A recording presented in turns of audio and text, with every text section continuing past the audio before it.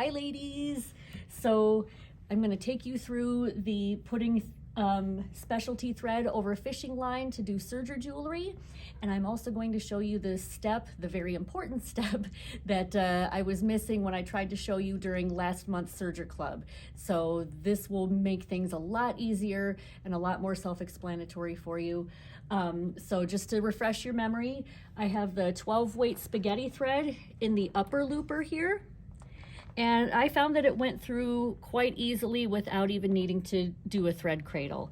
And then just 2 coordinating threads in your right needle and in your lower looper.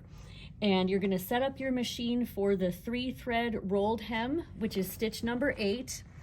And even though that is an overlocker stitch, you are going to lower your knife because you do not want the knife to be cutting anything during this project. Also during the 3-thread rolled hem, you're going to make sure that your lever is pulled to the front for the letter R to indicate a rolled hem. Okay, so once everything is all set up for your stitch, close everything up. And the foot that we're using for this is the C17 cording foot. And you'll see that it has this nice little guide where you're going to be threading your fishing line through first before you do any stitching. Here is what the finished product will look like. You know, just an example. Feel free to start by just practicing putting beads on your line, but let me show you how to do that first. So remember, you can swing your foot out to make threading easier, but then over the course of the project, you are going to use your handy knee lift for this. You'll see in a second why this is so easy and so important. So I'm taking my fishing line, going through that first front guide, and then I kind of go through the back here, and I'll try to get my hand out of the way. And you'll go through this back guide. Oh goodness.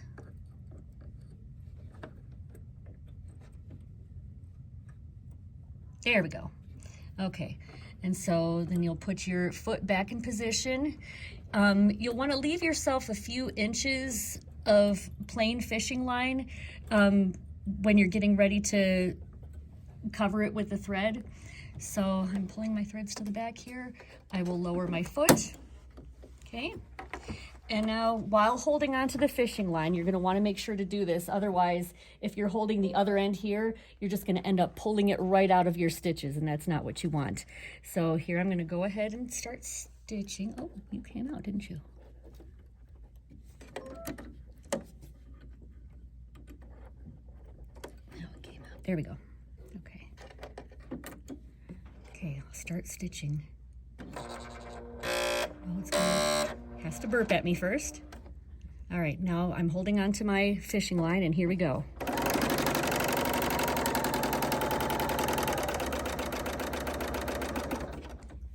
All right, so I don't know if you can see, but I've got a nice little section here started covering up my fishing line.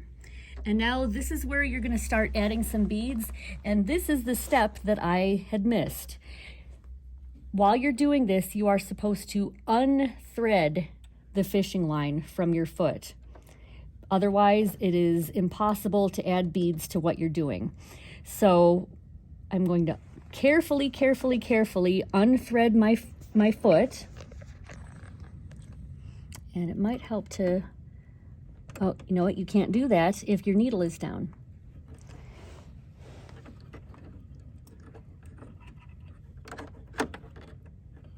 Okay, so you are unthreading from the thread guides, and you're going to be moving your fishing line off to the side. And so here is where you start threading on your beads. So at the end here, you're just going to thread on your bead. And then what you'll do is make sure that you hold the bead behind your foot, because you don't want that foot coming down on top of your bead. That will just make a noise and make your stitching very difficult. Now you're going to carefully re-thread your foot, and this is where your knee lift comes in handy, because once you sort of get a rhythm going, you won't even need to raise and lower your foot with your lever back here. You can just use your knee lift. So now what I'm going to do is I will take a few stitches and I'm going to hold on to the back, but then also to the front of the fishing line so that I'm not pulling it out of my bead and unbeading my line.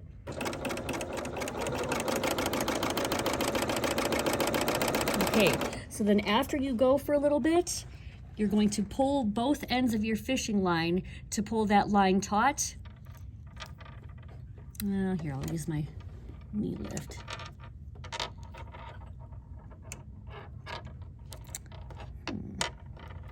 Of course, this is not gonna...